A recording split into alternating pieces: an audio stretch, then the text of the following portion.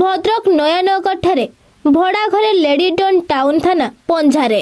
पुड़ा पुड़ा टंका गणी गणी हालिया हेले पुलिस। वर्तमान जहा बड़ खबर भद्रक एलखा नुआनगर स्थित एक भड़ा घर जबत है लक्ष लक्ष नगद टंका एवं धड़ा हजर सहित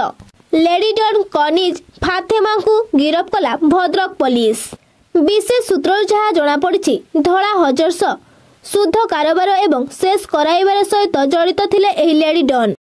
ड्रग्स कारबार करते संक्रांत अवगत करने निर्देश क्रमे एक टीम सेठारे चढ़ऊ करते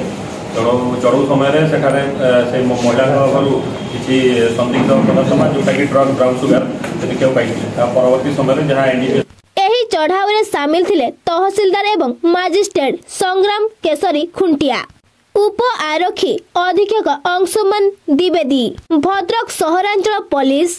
पुराना बजार पुलिस सहित ग्रामांचल पुलिस एही महिला सहित आउ किए किए जड़ित अछि ता देखिबाकू बाकी अछि।